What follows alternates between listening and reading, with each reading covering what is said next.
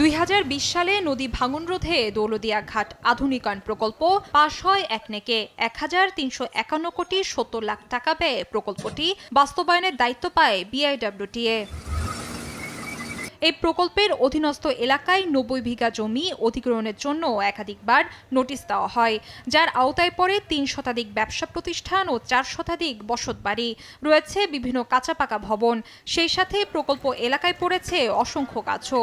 কিন্তু অধিগ্রহণের নোটিশেই সীমাবদ্ধ থাকে এই প্রকল্প, 4 বছরেও শুরু হয়নি কাজ। নিজেদের ব্যবসা প্রতিষ্ঠান, বসতবাড়ি ও জমি এ প্রকল্পের অধিগ্রহণ হলেও এখনো ক্ষতিপূরণের কোনো অর্থই পায়নি এলাকাবাসী।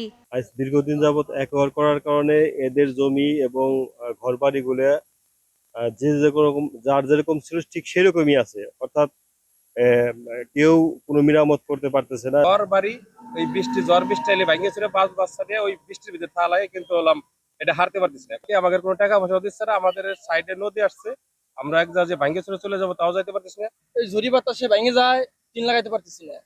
সরকার নিয়ে যাবে, টাকা পয়সা দিবে না, টাকার উপরে সব লিখে নিয়ে গেছে। উপরন্তু ভূমি অধিগ্রহণের কারণে স্থানীয়রা মেরামত করতে পারছে না নিজেদের বসতবাড়ি, বন্ধ আছে বিভিন্ন ব্যবসা প্রতিষ্ঠান, ধসে পড়ছে বিভিন্ন কাঁচা পাকা ভবন। এতে নিজেদের স্থাপনায় কোনো পরিমার্জন করতে না পারায় চরম বিপাকে পড়েছেন পদ্মাপাড়ের মানুষ। জমি বিক্রি করতে পারতেছি না, একটা গাছ কাটতে পারতেছি না, আমরা একটা ঘর সারতে পারতেছি না। প্রায় 1-150 দোকান আছে, সমস্ত দোকানের যত ভাড়াটিয়া ছিল সব দোকান খালি করে তারা অন্য জায়গায় চলে গেছে। এই যে দোকানদার গিরা 4-5 বছর ধরে ক্ষতি, একজন একটা মেয়ে বিয়ে দিবে পারতেছে না, বাড়ি নাই, বাড়ি ঘর দরজা ভাঙা। প্রকল্পের অগ্রগতি বিষয়ে জানতে চাওয়া হলে দায়সারা জবাব দেন প্রকল্প সংশ্লিষ্টরা।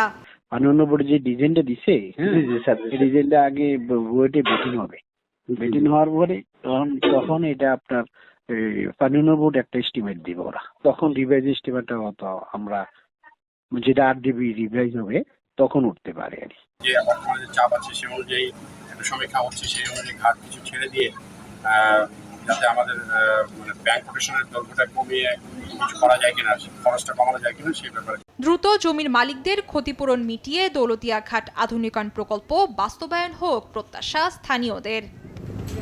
নিউজ ডেস্ক, দেশ টিভি।